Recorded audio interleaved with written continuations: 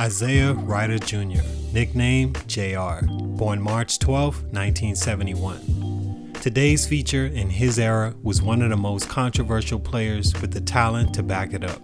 What made him who he was may have been what turned him from a budding star in the league to a journeyman with unappreciated talent. From his college days to the NBA, Ryder was known for his toughness, athleticism, scoring ability, and his attitude. An attitude that didn't allow him to back down even against the best competition. An attitude that not everyone took well to or may not have understood. Let him tell it, he just wanted to win. In a stubborn way, Ryder didn't let the slow start to his career keep him from making the NBA and being a real contender for future Allstar and franchise player. In the same stubbornness was a personality that rubbed some the wrong way and led to his stunted growth. Here's what else happened along the way. It's your boy JC, Stunted Growth. Ash, get it, man.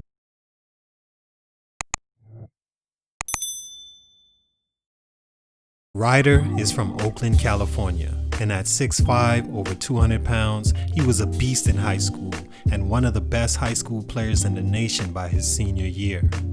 Due to academic issues, he couldn't sign a letter of intent with a Division I school, so attended 2 junior colleges as a freshman and sophomore, where he was clearly levels above his competition. Becoming academically eligible, he transferred to UNLV and immediately became a star. In his junior season, he led his Rebels team to a 26-2 record and 18-0 in the conference. UNLV was clearly one of the best teams in the country and Ryder one of its best players.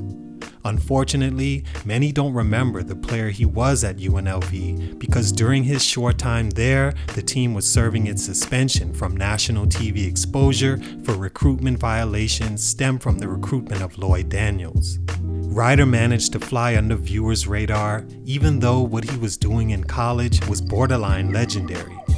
As a junior, he averaged 20 points a game, 5 rebounds, shot 49% from the field, and 40% from 3, attempting 7 a game.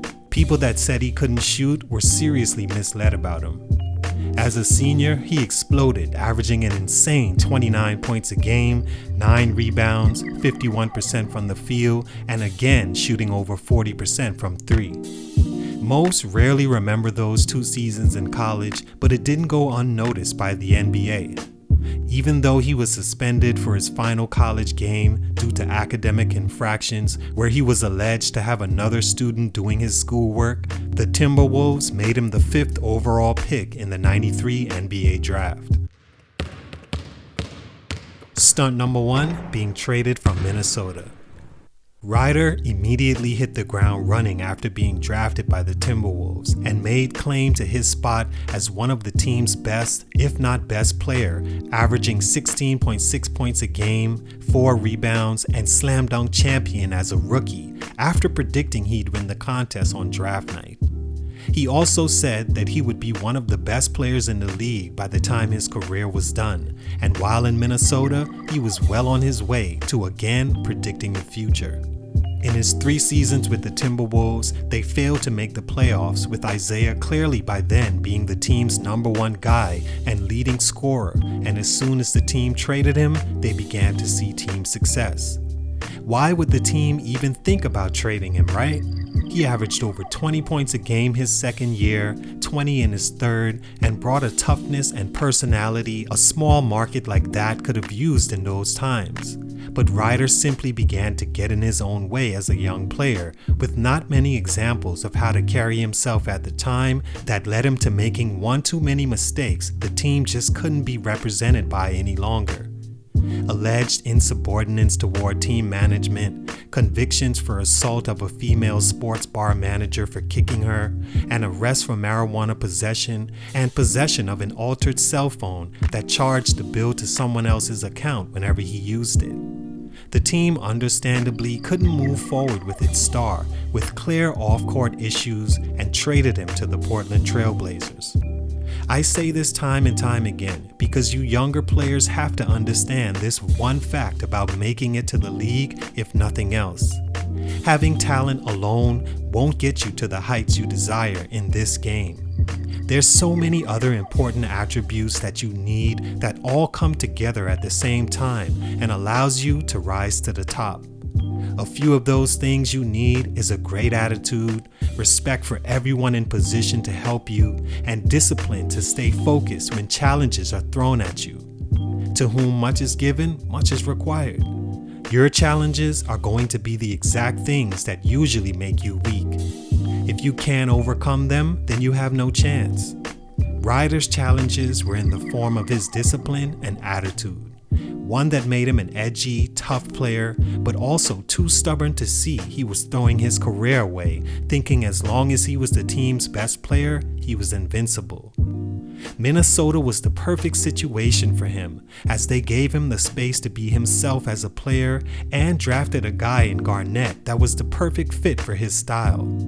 Him being traded from there killed his career perception-wise and took his comfortability, which led to him being in misfit situations and a bad image thereafter.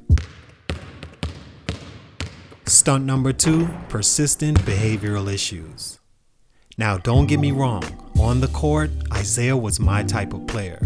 He was tough, had that edge about him, and he was fearless. Although his mouth got him in a lot of battles, he simply wasn't good enough to win. He took on those challenges and got the best of some of his battles, don't get it twisted. But off the floor, he couldn't adjust and let his behavior get in the way of what was still a budding All-Star career throughout his time in Portland. He came to a team that was a playoff contender and was their leading scorer at almost 20 a game by his second season with the team. He was traded after 3 seasons to the Hawks and began to get in more trouble with them off the floor. He was allegedly caught smoking in an Orlando hotel room, in which the league fined him $200,000 after refusing to attend counseling.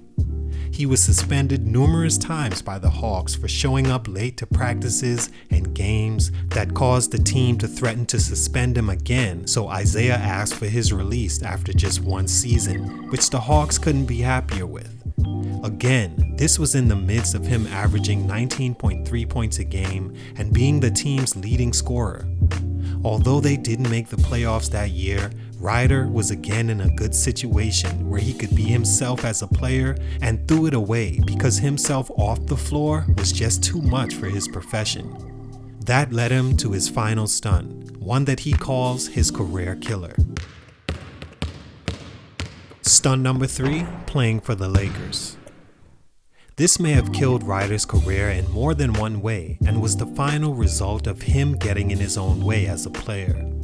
The Lakers was the one team in the league that was finally bigger than what Ryder imagined himself to be. A franchise that would be just fine in time without any player. Ryder coming in unable to adjust would be easy for him to be food in that environment. One way he became that was challenging a prime Kobe Bryant coming off 2 championships. It may seem simple that a small practice back and forth could have stunted his growth, but in the perfect way, it did. According to the people that were there, both Bryant and Ryder were going at it in practice verbally, until Kobe finally suggested the 2 play one-on-one. Now mind you, Kobe was a guy that Ryder usually got the best of when Bryant was a younger player coming straight from high school. But like I said, Kobe was ready now and eager for Ryder to challenge him as some sort of Jordan-esque get-back. Phil Jackson stopped practice and let the 2 play one-on-one to 10, to which multiple players recount Kobe completely embarrassing Ryder. This led to Phil Jackson reportedly losing faith in him as a player and began to bench him in favor of younger players like Devin George. The Lakers won their 3rd championship in a row and decided against re-signing Ryder. He was then signed by the Nuggets, which lasted just 10 games because by this time his production had significantly declined due to him being in the wrong situations and not adjusting his game. He averaged 7 points with the Lakers and 9 points a game with the Nuggets. He was waived by the team but never fully retired. He went on to continue his off-court issues, even wounding up in jail for possession, which he calls the low point in his life. All in all, this isn't a channel that discuss off-the-court issues as a focus, but when those issues lead to hindering the growth of your career, it has to be mentioned as a teaching point, if you will.